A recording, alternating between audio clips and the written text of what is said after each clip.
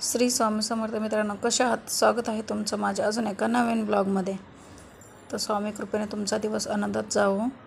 तर बघा, याच्यावरून तुम्हाला अंदाज आला असेल आजचा ब्लॉग काय आहे. तर बघा, इथे करंजाड्यामध्ये R3मध्ये पनवेल इथं वार्षिक हे भरलेलं आहे. त्याच्या मूर्तीची स्थापना असते. तिथे स्थापना दरवर्षी कोपरगावमध्ये करते. तर आम्ही तिथे आता राहून बरेच वर्ष झालेले आहेत. त्याच्यामुळे आम्ही सुद्धा तिथे गणपतीचं आणि स्थापनेसाठी वगैरे भजन असतं आणि कीर्तन वगैरे असतं रात्रीच्या. तुम्ही बघू शकता, मंदिरात खूप छान अशी सजावट केलेली आहे, बसवलेलं आहे. इकडे आम्ही पाया वगैरे पडलो. मंदिरात मस्त असं दर्शन घेतलं. तुम्हाला मंदिराचं बाहेरचं सुद्धा मी दाखवते. खूप छान सजावट केलेली आहे, मस्त अशी.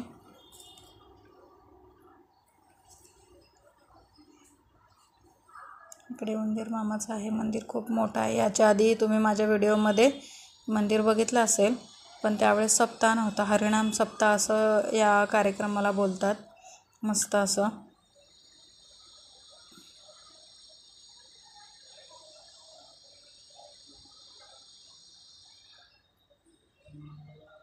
आता इकडे बघा, बाहेर आलेलं आहे आणि परत इकडे सगळी लोक म्हणजे जेवायला बसलेले आहेत.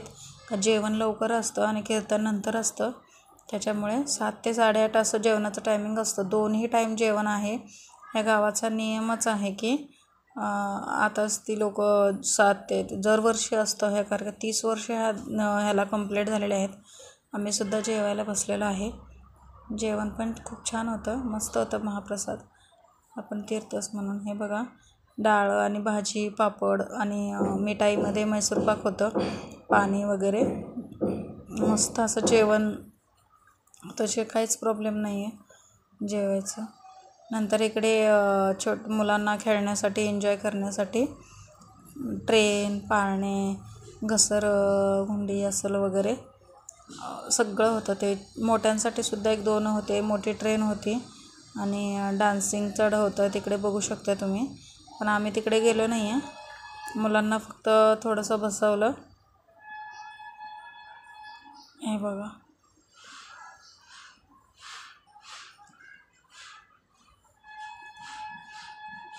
इकडे खूप छोट्या मुलांना. आणि येथे कसं आहे, तिकीटसुद्धा कमी आहे. तिकडे जेव्हा आपण मोठं फेस्टिवल भरतं त्याच्यामध्ये तिकीट 60 रुपये, 80 रुपये एकाला असते. इथे 30 रुपये आहे.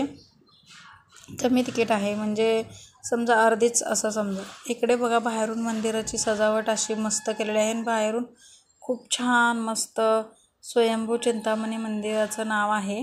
गणपतीचं मंदिर आहे हे. आणि तेच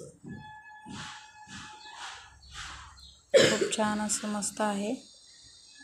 इकडे बघा, हरिनाम सोहळा जेव्हा चालू होतो तेव्हा कीर्तन वगैरे असतं, भजन असतं. तेव्हा किती लोक असे बसलेले आहेत बघा. भरपूर लोक असे बसलेले असतात, बायका त्यांचे, गावातले पूर्ण लोक.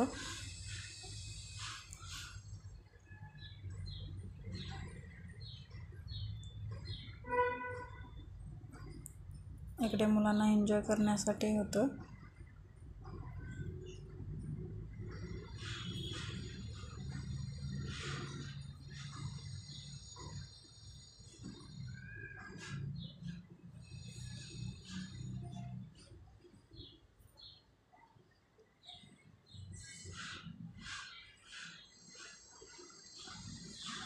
तर इथे बघा, दुसरे पण बसवलेले, पण तिथे व्हिडिओमध्ये नीट आलं नव्हतं.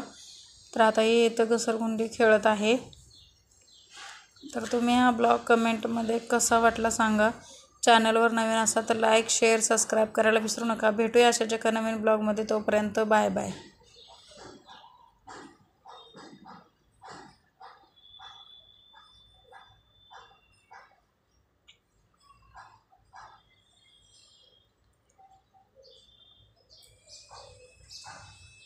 तिचं टायमिंग संपलेलं, तरी पण तिला उतरावं असं वाटत नव्हतं. त्याच्यामुळे थोडा वेळ त्याने जास्त दिलं.